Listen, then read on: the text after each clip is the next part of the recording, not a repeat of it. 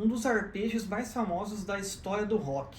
Uma simples sequência de notas que formam um acorde pode ser tão marcante assim, pode criar uma atmosfera, uma ambientação, uma sensação de mistério tão incrível. Sim, e David Gilmour do Pink Floyd provou que isso é possível na música Shine On You Crazy Diamond.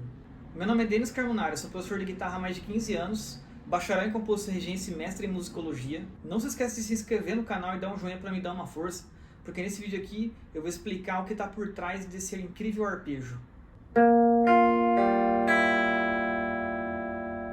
A música Shine On You Crazy Diamond foi lançada em 1975 pela banda Pink Floyd num álbum Wish You Were Here. É uma música gigantesca, de 25 minutos, só que ela foi dividida em duas partes, né? Então ela começa abrindo o álbum e termina fechando o mesmo álbum, dividida basicamente ali em 12 minutos e meio. Essa é uma música muito longa que incrivelmente ficou famosa, né? Dificilmente músicas muito longas fazem sucesso, né? Claro que partes das músicas podem fazer sucesso, esse é o caso, né? De uma música que uma parte dela faz sucesso, principalmente a parte cantada, né? Mas assim, a coisa que mais se reconhece quando se ouve essa música é esse arpejo que o David Gilmour toca na guitarra. Bem, se a gente for analisar a harmonia dessa música, o tom que ela está é Sol menor, né? A gente consegue ouvir que o acorde de Sol menor está toda a música ali, né, de fundo. Nós temos aqui um Ré maior, né, que prova essa cadência aqui, né, perfeita indo para Sol, né, faz a dominante de Sol. Então a gente conclui que está realmente em Sol menor.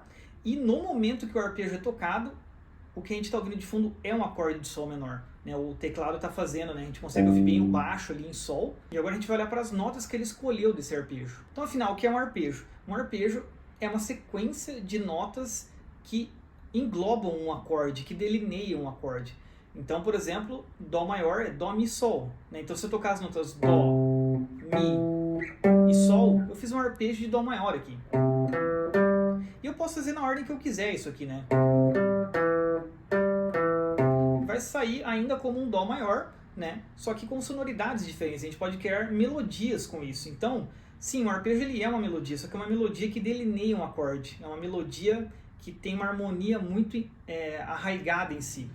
Então vejamos, se o teclado está tocando Sol menor, ele está tocando as notas Sol, que é a fundamental, Si bemol, que é a terça menor, e a quinta justa. Então, um acorde menor formado por fundamental, terça menor e quinta justa. Então nós temos aqui Sol, Si bemol e Ré. Então, David Gilmour deveria escolher essas notas, né? Sol, Si bemol e Ré para fazer um arpejo, por exemplo, né? Para fazer algum tipo de riff, né?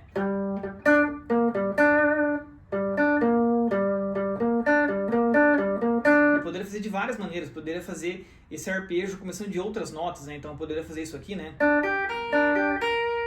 Poderia fazer aqui no agudo, né? Ó. Temos várias maneiras aqui de fazer um arpejo para dar uma cara interessante. O arpejo é uma das maneiras de a guitarra fazer uma coisa bem peculiar no som de uma música, né? Porque ela dá, a gente consegue ir pro agudo, a gente consegue fazer coisas que destrincham os acordes que geralmente um violão tocaria, assim, né? Ou que o próprio teclado está fazendo, né? Então, para a gente achar uma guitarra legal para uma música, o arpejo é um dos efeitos muito legais disso.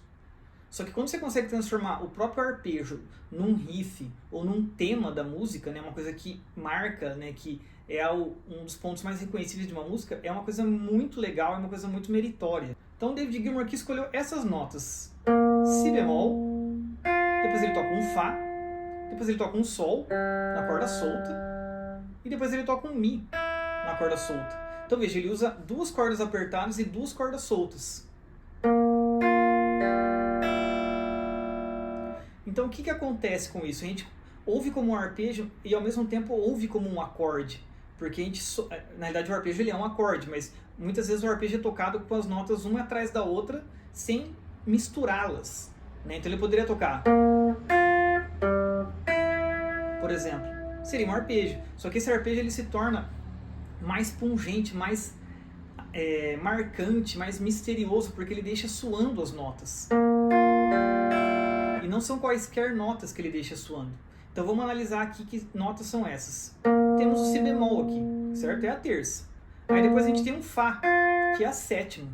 Depois a gente tem a própria nota Sol, só que na corda solta. Depois a gente tem a nota Mi. A nota Mi é o quê? A sexta maior. Né? Então, ele toca a sétima e a sexta, o que não é muito comum, né? Você tocar um acorde com a sexta maior e com a sétima não é comum, por quê? Porque nós temos um meio tom de distância, né? Fá, que é a sétima menor, e Mi, né? Quando a gente toca um acorde que tem duas notas que tem meio tom de distância, geralmente isso não sai agradável, muitas vezes é até, vamos dizer, proibido, né? Quando a gente faz, por exemplo, um acorde com a quarta suspensa, a gente não coloca a terça, porque fica estranho. Ou, por exemplo, quando a gente toca um acorde menor, só que com a sexta menor, não funciona direito, porque a sexta menor choca com a quinta, tá meio tom acima. Então aqui seria estranho, certo? Só que, como ele toca em forma de arpejo, nós estamos ouvindo essa sequência como se fosse uma melodia. É? Então, no final das contas, o que nós temos aqui? Um Sol menor com a sétima, indo para Sol menor com a sexta. Então, na harmonia de fundo, o que a gente está ouvindo é isso aqui.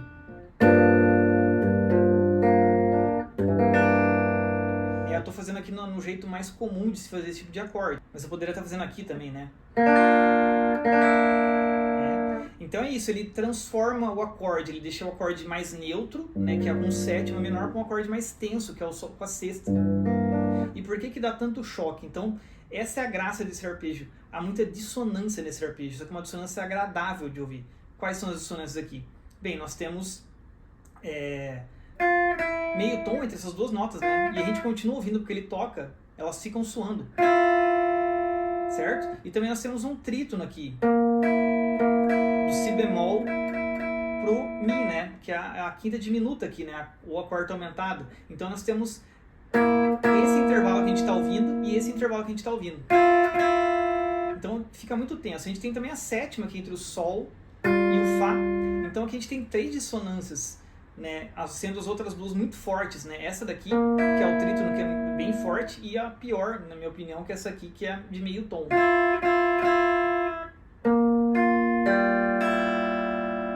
Então percebam que ele transformou, ele consegue fazer com que a gente ouça o arpejo, né? A gente ouve uma melodia aqui,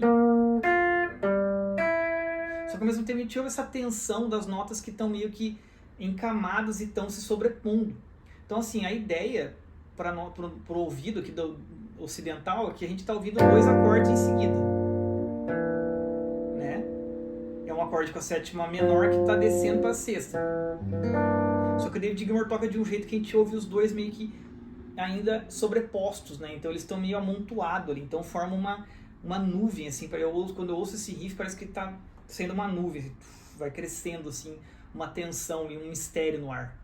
Então é isso, o David Gilmour ele conseguiu pegar um arpejo e fazer dele um riff, uma marca da música. Como? Escolhendo algumas notas apimentadas, né? Que são quais? A sétima e a sexta, principalmente a sexta, né? E os saltos desse arpejo, porque não é um arpejo muito comum, não é um arpejo que é fundamental, terça e quinta na sequência. Ele toca saltos gigantescos, então ele faz esse salto aqui, né, bem grande, né, depois esse salto aqui. Primeiro é um salto de quinta aqui, né? E aí um salto de sexta.